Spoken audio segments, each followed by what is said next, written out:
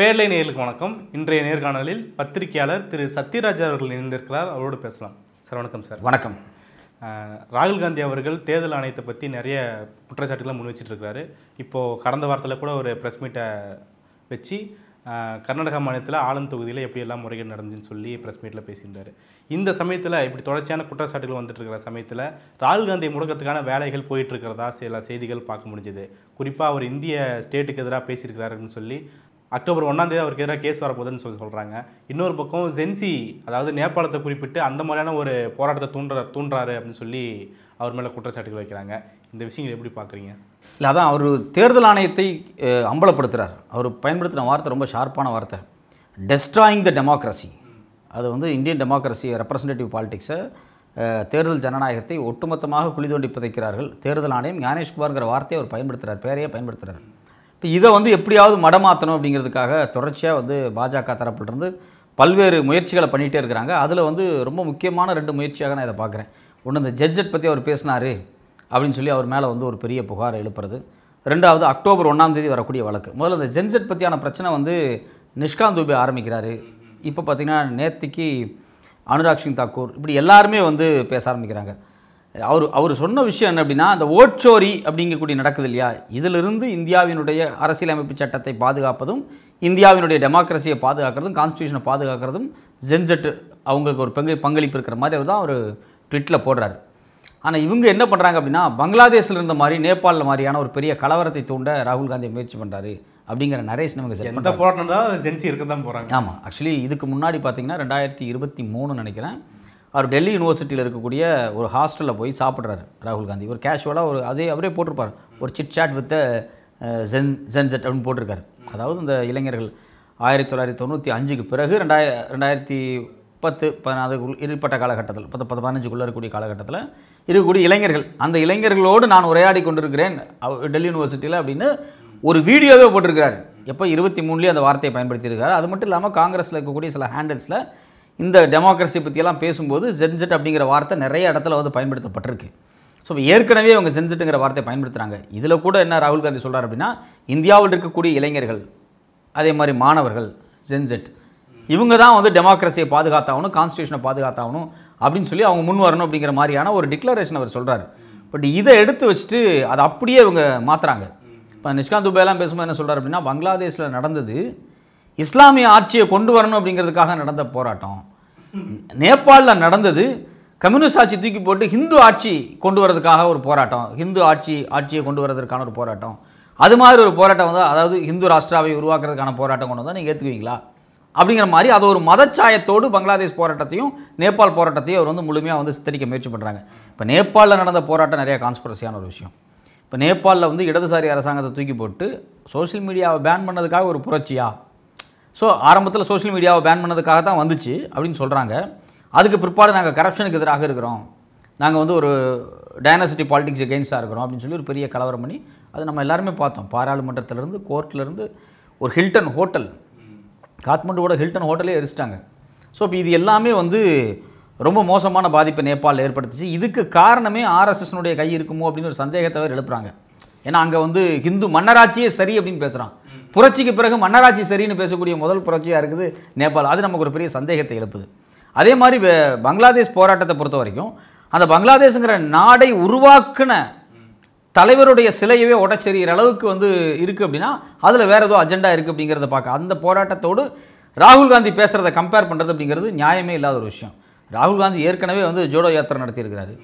அது இல்லாமல் kick workers பார்த்து நேரடியாக அவங்களோட பேசியிருக்கிறாரு. இது மாதிரி அவர் ரெகுலராக நிறைய ஈவெண்ட் பண்ணிகிட்டே இருக்கிறாரு.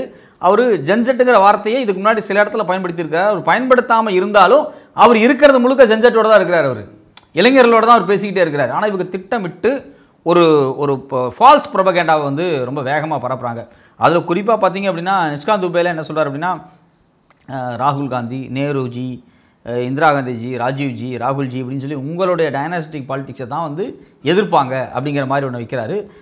கரப்ஷன் அப்படின்னாலே வந்து காங்கிரஸ் தான் அப்படின்னு சொல்லி அவர் வந்து அதை அப்படியே டைவெர்ட் பண்ணுறாரு.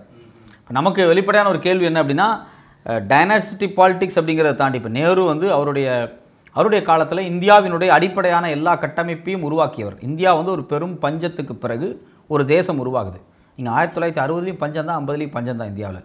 நம்ம அமெரிக்காவிட்டிருந்து கோதுமையை வாங்குறதுக்காக அன்னைக்கு இருந்த ஜனாதிபதி, அமெரிக்க ஜனாதிபதி ட்ரூமேன்லேருந்து கெனடி வரைக்கும் எல்லா ஜனாதிபதியோடும் இந்தியாவினுடைய அன்னைய பிரதமரும் நேருவும் இந்திரா காந்தியும் ஒரு பெரிய உரையாடல் நடத்தியிருக்கிறாங்க. அதுக்கு பிறகு வந்து கோதுமையை வந்து அமெரிக்காவிலிருந்து கப்பல் கப்பலாக இறக்குமதி பண்ணி இங்கே பஞ்சத்தில் கூடிய மக்களை காப்பாற்றி அதுக்கு பிறகு பச்சை புரட்சி வந்து க்ரீன் ரெவல்யூஷன் வந்து இந்தியா இன்றைக்கி ஒரு தன்னிறைவான தேசத்தை நோக்கி நகருது உணவு பாதுகாப்பில். ஸோ அப்போ இந்த இடைப்பட்ட கேப்பில் நேருவினுடைய பங்களிப்பு மகத்தானது. இன்றைக்கி வந்து பப்ளிக் செக்டார் யூனிட்ஸோட மொத்த சொத்து 200 லட்சம் கோடிக்கு மேலே இருக்குது அப்படிங்கிறாங்க. கிட்டத்தட்ட 170-150 பப்ளிக் செக்டார் யூனிட் இருக்குது. இது எல்லாத்துக்குமான பேசிக்கை வந்து அவர் தான் போட்டார். ஐஐடிக்கான பேஸ் அவர் தான் போட்டார். எல்லாமே அவர் தான் போட்டிருக்காங்க. ஆனால் இவங்க வந்து ஏதோ எப்படி மோடி பேசுகிறாரில்ல பாராளுமன்றத்தில் எதெடுத்தாலும் நேரு தான். இப்போ நேற்று கூட ஒரு மீம் போட்டிருந்தாங்க, இந்த H1 விசா இருக்கு இல்லையா, இது வந்து கிடைக்காம போகிறதுக்கு காரணம் நேரு தான் அப்படின்னு சொல்லி ஒரு கலாய்ச்சி போட்டிருந்தாங்க. ஸோ அப்போ இவங்க வந்து இந்த டைனாசிட்டி பாலிடிக்ஸ் அப்படின்னு சொல்லிட்டு நேரு இந்திரா காந்தியோட கம்பேர் பண்ணி ஒரு விதமான ஒரு ஃபால்ஸ் ப்ரொபகேண்டாவை வந்து பாஜக பண்ணுது. இப்போ நேருவாக இருந்தாலும் சரி, அவர் இந்த நாட்டுக்காக ஒரு பெரிய தியாகத்தை பண்ணியிருக்காரு. அது அவரும் 10 வருஷத்துக்கு மேலே ஜெயிலில் இருந்திருக்காரு சுதந்திர போராட்டத்தில். இந்திரா காந்தி இறந்துருக்கிறாங்க, கொல்லப்பட்டிருக்கிறாங்க, ராஜீவ்காந்தி கொல்லப்பட்டிருக்கிறாங்க. ஏதோ ஒரு வகையில் இந்திய அரசியலில் அவங்களுடைய குடும்பம் மிக மோசமாக பாதிக்கப்பட்டிருக்கு. இப்போ இதை வந்து எடுத்து வச்சு கார்னர் பண்ணுறது அப்படிங்கிறது வந்து மீனிங்லெஸ்ஸான விஷயம். கரப்ஷனை பொறுத்த வரைக்கும் நீங்கள் பார்த்தீங்க அப்படின்னா, இப்போ ரஃபேல் டீல் கிட்டத்தட்ட 59,000 கோடி டீல். அது மிகப்பெரிய தவறு நடந்திருக்கு. அதில் எக்கச்சக்கமான காசு கையாடல் நடந்திருக்கு, கமிஷன் கொடுக்கப்பட்டிருக்குன்னு ஃப்ரெஞ்சு கவர்மெண்ட்டில் கேஸ் இருக்குது. ஃப்ரெஞ்சு நீதிமன்றம் வழக்கு போட்டிருக்கிறான். இது குறித்து வந்து மோடி அரசாங்கம் வாயை திறக்கலை. பிஎம் கேர் ஃபண்டு நமக்கு எல்லாத்துக்கும் தெரிஞ்ச விஷயம், 12,000 கோடி நினைக்கிறேன், அது எவ்வளோன்னு சரியாக தெரில. அந்த பிஎம் கேர் ஃபண்டை இவங்க எப்படி பண்ணாங்க? கொரோனா நடந்து எல்லாம் செத்துக்கிட்டு இருக்கான், நீ காசு கொடு மக்களை காப்பாற்றுறக்குன்னு சொல்லிட்டு பிரதம மந்திரி பேரை பயன்படுத்தி கவர்மெண்ட்டோட யூஆர்எல்லை பயன்படுத்தி பணத்தை வசூல் பண்ணிவிட்டு, இதை நான் கண்ட்ரோலர் ஆடிட் ஜெனரல் கீழே கொண்டு வர மாட்டேன், இதை தணிக்கை கொண்டு வர மாட்டேன், எவ்வளோ பணம் வந்துன்னு சொல்ல மாட்டேன், இது எதுக்கு பயன்படுத்துச்சுன்னு கூட நான் சொல்ல மாட்டேன்ட்டார். இப்போ இது ஒரு மிகப்பெரிய கரப்ஷன் இல்லையா? அதே மாதிரி மத்திய பிரதேஷ் கடந்த 15 வருஷமாக மிகப்பெரிய ஊழல் அப்படிங்கிறது வியாபகம் ஊழல். ஒரு மிகப்பெரிய இந்த மெடிக்கல் காலேஜ் வந்து அட்மிஷன், மெடிக்கல் காலேஜினுடைய அப்ரூவல், இது மாதிரி பெரிய ஒரு ஸ்கேம் நடந்துட்டுருக்கு. அதே மாதிரி பிரதம மந்திரி ஆவாஸ் யோஜனா ஸ்கீமாக இருக்கட்டும், அது மட்டும் இல்லாமல் இந்த ஆயுஷ்மான் பாரத் திட்டமாக இருக்கட்டும், 10,000 கோடி மோசம் பண்ணியிருக்காங்க. இது மாதிரி முக்கியமான திட்டங்களில் ஆதார் கார்டெல்லாம் போலியாக பயன்படுத்தப்பட்டு, ஃபோன் நம்பர்லாம் போலியாக பயன்படுத்தப்பட்டு எக்கச்சக்கமான கோடி ஆட்டை போட்டிருக்காங்க அப்படின்னு கண்ட்ரோலர் ஆடிட் ஜெனரல் ஆஃப் இந்தியாவிலேயே நிறைய தகவல்கள் வெளியிடுது. அப்போ இவ்வளோ பெரிய கரப்ஷன் தொடர்ச்சியாக நடந்துகிட்டு இருக்கு. ராமர் கோயில் 2019 கட்டலான்னு தீர்ப்பு கொடுத்ததுக்கு பிறகு இந்த பாஜக காரங்க அதை சுற்றி இருக்கக்கூடிய 18 கிராமத்தில் எக்கச்சக்கமான நிலத்தை வரைக்க வாங்கி அதை ஒரு வருஷம் வச்சுருந்து அதை வந்து 3 மடங்கு அதிகமான ரேட்டில் விற்றுருக்குறாங்க அப்படின்னு பல பேர் மாட்டியிருக்காங்க. அஸ்ஸாமினுடைய சீஃப் மினிஸ்டர் ஹேமந்த் பிஸ்வா சர்மாவே வாங்கியிருக்காரு நிலத்தை அங்கே ராமர் கோயில். இப்போ இவங்க எல்லாமே வந்து ஒரு கரப்ஷனானதான், ஒரு மிக மோசமான கரப்ஷன் நடந்துகிட்டு இருக்குது. ஆனால் இவங்க அப்படியே ராகுல் காந்தி மேலே திருப்பி விடுறாங்க. ஸோ இது முழுக்க முழுக்க ராகுல் காந்தியை இந்த ZNext அப்படிங்கிற வார்த்தையை பயன்படுத்தி இவர் வந்து பங்களாதேஷ் வந்த மாதிரி, நேபாளில் வந்த மாதிரி ஒரு கலவரத்தை முயற்சி பண்ணுறாரு அப்படின்னு சொல்லி இவர் மேலே ஒரு பழியை போட்டு இவருடைய பேச்சை வந்து குரலை வந்து ஒட்டுமொத்தமாக அடைக்கிறணும் அப்படின்னு சொல்லி ஒரு மாஸ் கேம்பெயின் பண்ணுறாங்க. இதில் கவனிக்க வேண்டிய விஷயம் என்ன அப்படின்னா, இதை செய்கிறது 2 நாளாக பார்த்தீங்கன்னா 2-3 நாளாகவே வந்து பாஜகவினுடைய வார் ரூம் அண்ட் ஐடி விங்கு ஒரு நார்த்தில் வந்து ஒரு பெரிய பரப்புரையை கிரியேட் பண்ணுறாங்க. இவர் ஒரு ஆன்டி நேஷனல் ஃபோர்ஸ் அப்படின்னு இதை ஒரு பக்கம் பண்ணிவிட்டு, இன்னொரு பக்கம் பார்த்திங்க அப்படின்னா அவர் ஜனவரி 15, 2025 அதாவது இந்த லாஸ்ட் ஜனவரியில் வந்து காங்கிரஸினுடைய தலைமை அலுவலகத்தை டெல்லியில் திறந்தப்போ அவர் பேசினார். நாம் வந்து சண்டை போட்டிருக்கோம், நம்ம RSS பாஜகவை எதிர்த்து மட்டும் சண்டை போடலை, இந்தியன் ஸ்டேட்டை எதிர்த்தே சண்டை போட்டுட்ருக்கோம் அப்படிங்கிற வார்த்தையை அவர் பயன்படுத்தினார். இல்லை, இந்தியன் ஸ்டேட் அப்படிங்கிறது ஒரு இறையாண்மை சார்ந்தது, அதுக்குன்னு ஒரு விஷயம் இருக்குது. அது வந்து மக்கள் ஓட்டு போட்டு தேர்ந்தெடுக்கக்கூடிய ஒரு விஷயம். அதை எப்படி நம்ம எதிர்க்க முடியும்? வெளிப்படையாக பார்க்கும்போது ஒரு கருத்து தோணும், இந்தியன் ஸ்டேட்டை அவர் ஏன் அக்யூஸ் பண்ணுறாரு? இந்தியன் ஸ்டேட் அப்படிங்கிறது ஒரு தேசம், ஒரு கவர்மெண்ட் வேறு, ஸ்டேட் வேறு. கவர்மெண்ட் அப்படிங்கிறது யார் வேணாலும் வருவாங்க, யார் வேணாலும் போவாங்க, மக்களால் தேர்ந்தெடுக்கப்படுகிறது. ஒரு ஸ்டேட் அப்படிங்கிறது ஒரு எக்ஸிஸ்டிங் செட்டப், அதுக்கு ஒரு சாவன்ட்டி இருக்கும், அது எல்லாமே இருக்கும். இவர் எப்படி ஸ்டேட்டை கொஸ்டின் பண்ணலாம் அப்படிங்கிற ஒரு கேள்வி தான். இன்னும் ரொம்ப துல்லியமாக யோசிச்சு பாருங்கள், ஸ்டேட்டினுடைய ப்ரோக்ராம் வடிவம் என்ன, ஸ்டேட்டினுடைய ஒரு பருப்பொருளான வடிவம் என்ன அப்படின்னா, பிரதமர் அலுவலகம், எக்கனாமிக் அட்வைசரி கவுன்சில், நீங்கள் வந்து planning commission of India, finance commission of India, election commission of India, reserve bank of India, அது மட்டும் இல்லாமல் competitive commission of India, SC/ST commission, அது மட்டும் இல்லாமல் OBC கமிஷன், இது மாதிரி அரசு நிறுவனங்கள் இருக்குது பார்த்தீங்களா. இந்த அரசு நிறுவனங்கள், இன்ஸ்டிடியூஷன்ஸ் இருக்குது பார்த்தீங்களா, இந்த இன்ஸ்டிடியூஷன்ஸ் தான் வந்து டெமோக்ராட்டிக் பாடிஸ். இதைத்தான் வந்து நம்ம ஒரு ஸ்டேட் அப்படின்னு அட்ரஸ் பண்ணுறோம். ராகுல் காந்தி என்ன சொல்ல வர்றாரு அப்படின்னா, எலெக்ஷன் கமிஷன் இன்றைக்கி தப்பாக இருக்குது, ஃபினான்ஸ் கமிஷன் உரிய நிதியை ஒதுக்க மாட்டேங்கிறாங்க, ஃபினான்ஸ் கமிஷன் தப்பாக இருக்குது, பிளானிங் கமிஷன் தப்பாக இருக்குது, பிளானிங் கமிஷன் பேரையே மாற்றிட்டாங்க, நிதி ஆயோக்னு மாற்றிட்டாங்க. பிளானிங் கமிஷனே ஏதோ ஒரு மிகப்பெரிய குற்றச்சாட்டு பண்ண மாதிரி தொடர்ச்சியாக பாஜக அரசாங்கம் வந்து பல ப்ரொஜெக்ஷன் பண்ணுறாங்க. ஸோ பிளானிங் கமிஷனில் சிக்கல் இருக்குது. ரிசர்வ் பேங்க் ஆஃப் இந்தியா இருக்குது. ரிசர்வ் பேங்க் ஆஃப் இந்தியா தேர்தல் பத்திரம் வேண்டான்னு சொன்னப்போ அதுக்குள்ளே ஆட்களை மாற்றி இதுக்கு முன்னாடி இருந்த ரிசர்வ் பேங்க் கவர்னர் ரகுராம் ராஜனை வந்து ரெசைன் பண்ணி போக வச்சு வேறு ஆளை கொண்டு வந்து இவங்க வந்து தேர்தல் பத்திரத்தை கொண்டு வராங்க. 5 வருஷம் தேர்தல் பத்திரத்தை வச்சு வசூல் பண்ணாங்க. 12,000 கோடி பணத்தை வசூல் பண்ணியிருக்கிறான். ஆனால் அந்த 12,000 கோடி வசூல் பண்ணதுக்கு பிறகு இது இல்லீகல்னு சொல்லிச்சே உச்சநீதிமன்றம். அந்த 12,000 கோடி நீ என்ன பண்ண போகிற? அது நீங்கள் வசூல் பண்ணதெல்லாம் இல்லீகல், நீங்கள் திருப்பி கொடுத்துருங்க, இல்லை அரசாங்கத்துக்கு கொடுத்துருங்கலாம் சொல்லலை. அதை பாஜக வச்சுக்கலாம். ஒருத்தர் வந்து திருடிட்டு போகிறான் பணத்தை. எப்பா திருடின ப்ராசஸ் தப்புப்பா, ஆனால் நீ திருடிட்ட வச்சுக்க அப்படின்னு சொல்கிற மாதிரி இருக்குது. ஸோ அப்போ இதுதான் சிக்கல். இப்போ ரிசர்வ் பேங்க் ஆஃப் இந்தியாவும் எலெக்ஷன் கமிஷனும் எப்படி தேர்தல் பத்திரத்துக்கு அப்ரூவல் கொடுத்தாங்க? ஒரு கேள்வி வருதா இல்லையா? என்சிஆர்டி ஒரு பெரிய நிறுவனம். என்சிஆர்டியில் என்ன பண்ணுறாங்க அப்படின்னா முழுக்க முழுக்க பாடத்திட்டத்தை மாற்றுறாங்க. அதில் வந்து குஜராத் கலவரத்தை பற்றி இருக்கக்கூடிய பாடத்தை நீக்கிறாங்க. இவர் கோட்சேவை பற்றியான சில வார்த்தைகளை நீக்கிறாங்க. கோட்சே வந்து ஒரு பிராமின், கோட்சே வந்து ஒரு இந்து அப்படிங்கிற சொற்களை வந்து அவங்க நீக்கிறாங்க. காந்தி கொலை குறித்து யார் சுட்டு கொண்டாங்க அப்படிங்கிறத நீக்கிறாங்க. அது மட்டும் இல்லாமல் காந்தியை கொன்னது ஆர்எஸ்எஸும் இந்து மகாசபையும் தான். அது எங்கேயுமே சொல்லப்படுறது கிடையாது. கோட்சே தான் கொண்டாடுவாங்க. ஸோ இது மட்டும் இல்லாமல் பார்த்தீங்க அப்படின்னா காந்தியை பற்றியான பாடத்தை நீக்கியிருக்காங்க, நேருவை பற்றி பாடத்தை நீக்கியிருக்காங்க, பிளானிங் கமிஷனை பற்றி பாடத்தை நீக்கியிருக்காங்க, தேர்தல் நடக்கக்கூடிய முறை இருக்குது பார்த்தீங்களா, அது குறித்தான பாடத்தை நீக்கியிருக்காங்க. இதோட மோசமானது என்னென்னா ஸ்டேட் லிஸ்ட், யூனியன் லிஸ்ட் அப்படிங்கக்கூடிய ஃபெடரல் செட்டப் இருக்குது பார்த்தீங்களா, இது குறித்து புத்தகத்திலிருந்து எல்லாத்தையும் நீக்கிட்டாங்க. அதில் வந்து நீங்கள் தெரிஞ்சக்கூடாது, எதுவும் தெரிஞ்சக்கூடாது.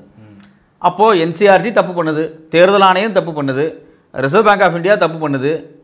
அது மட்டும் இல்லாமல் இந்தியாவில் இருக்கக்கூடிய ஒட்டுமொத்த பப்ளிக் செக்டர் பேங்க்கில் ஒரு 19 லட்சம் கோடியை கார்பரேட் கம்பெனிக்காக தள்ளுபடி பண்ணுறாங்க. அங்கேயும் வந்து ஒரு பார்ஷியாலிட்டி நடக்குது.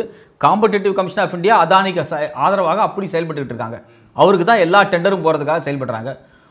எஸ்சி எஸ்டி கமிஷனாக இருக்கட்டும், இல்லை வந்து ஒரு உமன்ஸ் கமிஷன் வந்து முழுக்க முழுக்க வந்து லவ் ஜிகாத்தை பற்றி பேசிகிட்டு இருக்கு. அப்போ இந்தியாவில் இருக்கக்கூடிய அனைத்து நிறுவனங்களையும் ஆர்எஸ்எஸ் சக்தி ஆட்டை போட்டாங்க. அப்போ இப்போ சண்டை யார் எடுத்து போடுறது? பாஜக வெளியே அனுப்பிச்சா போதுமா? முடியாது. என்சிஆர்டியில் இருக்கக்கூடிய ஆட்களை வெளியே அனுப்பணும், தேர்தல் கமிஷனில் இருக்கக்கூடிய ஆட்களை வெளியே அனுப்பணும், காம்படிட்டிவ் கமிஷன் ஆஃப் இந்தியாவை சுத்தப்படுத்தணும். அப்போ அந்த ஸ்ட்ரக்சர் பாதிக்கப்பட்டது, ஸ்ட்ரக்சர் எரோட் ஆயிடுச்சு, ஸ்ட்ரக்சர் அழிக்கப்படுது. அந்த ஸ்ட்ரக்சருக்கு உள்ளே போய் சில பெருச்சாளிகள் உட்கார்ந்துருக்கு. அப்போ ஸ்ட்ரக்சரை நோக்கி அடிச்சு தான் ஆகணும், சண்டை போட்டு தான் ஆகணும். அதைத்தான் ராகுல் காந்தி ரொம்ப தெளிவாக இந்த ஸ்டேட் அப்படிங்கிற வார்த்தையை அவர் பயன்படுத்துகிறார். ஸ்டேட் அப்படிங்கிற வார்த்தை வந்து ஆர்எஸ்எஸ் பாஜகவை தாண்டி அதுக்குள்ளே இருக்கக்கூடிய அதிகாரிகள். இந்த அதிகாரிகளை வந்து பாஜக ஆர்எஸ்எஸ்காரன் கொண்டு வரல. அவன்லாம் காலங்காலமாக யூபிஎஸ்சி பாஸ் பண்ணி ஐஏஎஸ் பாஸ் பண்ணி இந்த சிஸ்டத்துக்குள்ளே ஏற்கனவே இருக்கிறான். ஏற்கனவே அவனுக்குள்ள சில இந்துத்துவ தொடர்புகள், இந்துத்துவ மனநிலை இருந்திருக்கும். இப்போ அதிகாரத்துக்கு ஒரு ஃபாசிசம் வரும்போது எல்லாருமே அதை நோக்கி நகர்ந்துருவான். அது அவனுக்கு ஒரு பெரிய கொண்டாட்டமான மனநிலையாக இருக்கும். மக்களுக்கு ரெஸ்பான்சிபிலிட்டியாக இருக்க வேண்டிய தேவை கிடையாது, கடவுளுக்கு ரெஸ்பான்சிபிளாக இருந்தால் போதும். கடவுளுங்கிறது மோடி தான். ஒருத்தரை சாட்டிஸ்ஃபை பண்ணிட்டா போதும் அவங்களுக்கு. இப்போ மோடி பாஜகவை சாட்டிஸ்ஃபை பண்ணிட்டா தேர்தல் ஆணையம் ஹாப்பி. தேர்தல் ஆணையம் ராகுல் காந்தி என்ன சொல்லுது, தேர்தல் ஆணையம் இங்கே இருக்கக்கூடிய ஏடிஆர் அமைப்பு என்ன சொல்கிறாங்க, மக்கள் என்ன சொல்கிறாங்க, பிரசாந்த் பூஷன் என்ன வழக்கு போடுறாரு, இதை பற்றியெல்லாம் கவலையே கிடையாது. எனக்கு மோடி இருக்காரு, அவர் சொன்னதை நான் கேட்க போகிறேன். ஸோ அப்போ இந்த ஸ்ட்ரக்சர் எல்லாமே கரப்ட் ஆயிருக்கு இல்லையா, இதை எதிர்த்து அவர் ஃபைட் பண்ணுறாரு. இதை வந்து வெளிப்படையாக அவர் சேலஞ்ச் பண்ணுறாரு. இதை வந்து நம்ம வந்து சரி பண்ணணும் அப்படிங்கிறது தான் ஃபைட் அகெயின்ஸ்ட் ஸ்டேட் அப்படிங்கிற வார்த்தையை அவர் பயன்படுத்துகிறார். ஓகே, இப்போ சென்சியை வச்சு பேசுனது வந்து ஒரு விமர்சனம், அது வந்து பொய்யா பரப்புறான்றது ஒரு விஷயம். ஆனால் இது நீதிமன்ற கேஸால இருக்குது, இது வந்து லீகலாக டீல் பண்ணணும். அதை எப்படி வந்து ராகுல் காந்தி எதிர்கொள்ள போகிறாரு? இல்லை, ஏற்கனவே ராகுல் காந்தி இந்த எக்ஸ்பீரியன்ஸ் ஒன்று இருக்குது. அவர் வந்து மோடிங்கிற வார்த்தையை பயன்படுத்திட்டார் அப்படிங்கிறதுக்காக அவர் மேலே 2 வருஷம் வழக்கு போட்டாங்க, 2 வருஷம் தண்டனை கொடுத்தாங்க. மோடி அவர் என்ன சொன்னார் அப்படின்னா, இந்தியாவிலிருந்து பேங்க்கில் பணத்தை வாங்கிட்டு ஓடி போகிறவங்களோட பேருக்கு பின்னாடி மோடின்னு இருக்குது அப்படின்னு அவர் சொன்னார். அவர் நீராவ் மோடி, அந்த டீம் இருக்குது பார்த்தீங்களா, 3 பேர் கொண்ட அந்த மிகப்பெரிய டைமண்ட் ஏற்றுமதியாளர்கள், அந்த டீமை தான் அவர் சொல்கிறார். இவங்க என்ன பண்ணிட்டாங்க, மோடி சமுதாயத்தை ஒரு அசிங்கப்படுத்திட்டாருன்னு போய் கேஸ் கொடுத்துட்டாங்க. அதன் அடிப்படையில் அலகாபாத் கோர்ட்டுன்னு நினைக்கிறேன், அன்னைக்கு வந்து என்ன சொல்லிட்டாங்க அப்படின்னா சென்டென்ஸ் பண்ணிட்டாங்க, இவருக்கு 2 வருஷம் தண்டனை சொல்லிட்டாங்க. அவருடைய எம்பி பதவி பிடுங்கப்பட்டுச்சு. ஆமாம், அவருடைய வீடெல்லாமே வந்து எம்பி கொடுத்து அந்த வீடெல்லாமே காலி பண்ண சொன்னாங்க. பயங்கரமாக பதட்டமாக இருந்துச்சு. அவர் பிற்பாடு உச்சநீதிமன்றத்துக்கு போகுது. உச்சநீதிமன்றம் இந்த வழக்கை வந்து க்ளோஸ் பண்ணி அனுப்பிச்சிட்டாங்க. என்னை பொறுத்த வரைக்கும் அக்டோபர், இப்போ இந்த வழக்கு பார்த்திங்கன்னா இவர் இந்த ஸ்டேட்டுங்கிற வார்த்தையை பயன்படுத்தியிருக்காரு. இவர் மேலே வந்து தேச துரோக வழக்கு. இவர் இந்தியாவினுடைய இறையாண்மைக்கும் இந்தியாவினுடைய ஒற்றுமைக்கும் பாதுகாப்புக்கும் சேலஞ்ச் பண்ணுறாரு, எதிராக இருக்கார், இங்கே மோசமான விளைவுகளை ஏற்படுத்த போகிறார் அப்படிங்கிறத வழக்கு போட்டிருக்காங்க. இது அக்டோபர் 1 வந்து அங்கே இருக்கக்கூடிய டிஸ்ட்ரிக்ட் கோர்ட்டில் தான் விசாரணைக்கு வருது. கண்டிப்பாக இது உச்சநீதிமன்றம் வரைக்கும் போகும். ராகுல் காந்தியை ஏதாவது பண்ண வேண்டும் என்று ஒரு திட்டம் வச்சுருக்கிறாங்க. ஆனால் இதை வந்து முறியடிக்கிறதுக்கு கண்டிப்பாக காங்கிரஸ் தரப்புலேருந்து, ராகுல் காந்தி தரப்புலேருந்து உச்சநீதிமன்றத்து வரைக்கும் போகும்போது பாஜகவினுடைய இந்த வேலை திட்டம் கண்டிப்பாக உடைந்து நொறுங்கும். ரைட். அப்படி ஒருவேளை அந்த லீகல் கேஸில் ராகுல் காந்திக்கு எதிராக ஒரு தீர்ப்பு வந்தாலோ இல்லை நடவடிக்கை பாய்ந்தாலோ அது பிஜேபிக்கு எதிராக அமையுமா அப்படிங்கிற ஒரு கேள்வி எழுது. அது அவங்களுடைய நடவடிக்கை அவங்களுக்கு எதிராக கண்டிப்பாக மாறும். ஏன்னா இது வந்து இப்போ அவர் வந்து இளைஞர்களோட தான் உரையாடுறாரு, இளைஞர்களோட சப்போர்ட் பெருசாக இருக்குது. இது மாதிரி ராகுல் காந்தியை உள்ளே கொண்டு வச்சு ஒரு 2 வருஷம் அவர் எதுவுமே பேசாமல் அவரை சைலண்ட் ஆக்கணும், அல்லது ராகுல் காந்தியை கைது பண்ணாத அவர் மேலே இருக்கக்கூடிய வழக்கு அப்படின்னு இந்த டைவர்ஷனை மாற்றினாங்க அப்படின்னா கண்டிப்பாக ஒரு பெரிய பஞ்சாயத்து வரும். இப்போ நீங்கள் வந்து சப்ஜெக்டாக அவர் டிஸ்கஸ் பண்ணுறாரு, தேர்தல் ஆணையத்தை பற்றி டிஸ்கஸ் பண்ணுறாரு. இப்போ தேர்தல் ஆணையத்தை பற்றி அவர் பேசக்கூடாது அப்படிங்கிறதுக்காக வேற ஒரு விஷயத்தை அவர் பேச வைக்கிறதுக்காக கூட அவர் மேலே அந்த வழக்கை போட்டு டிஸ்கஷனை மாற்றுவாங்க. அந்த கோர்ஸ் ஆஃப் டிஸ்கஷனை மாற்றுறது கூட சில வேலைகள் நடக்குது. கைது பண்ணால் கண்டிப்பாக பெரிய பிரச்சனையாகும், வட இந்தியாவிலேயே பெரிய பிரச்சனையாக மாறிடும் கண்டிப்பாக.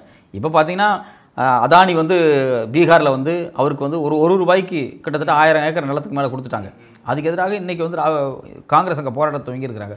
ஸோ கண்டிப்பாக ஒரு பெரிய புரட்சி வந்துடும், ஒரு பெரிய மாற்றம் வர்றதுக்கு வாய்ப்பு உண்டு. ராகுல் காந்தி உள்ள கைது பண்ணாங்கன்னா பெரிய பிரச்சனையாக மாறிடும். அதெல்லாமே வந்து மோடி அரசாங்கத்துக்கு தெரியும்.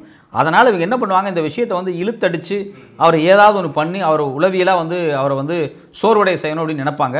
பட் ஆனால் இன்றைக்கி இருக்கிற சூழ்நிலையில் காங்கிரஸ் வந்து கொஞ்சம் நல்லா தான் ஒர்க் பண்ணுறாங்க. கண்டிப்பாக அது ராகுல் தலைமையில் இருக்கக்கூடிய யங் டீம் வந்து இந்த வழக்கெல்லாம் பெருசாக எடுத்துக்காமல் ஃபைட் பண்ணும் அப்படின்னு நம்ம எதிர்பார்க்கலாம். ஓகே, நிறைய விஷயம் சார். ஓகே, நன்றி. நன்றி.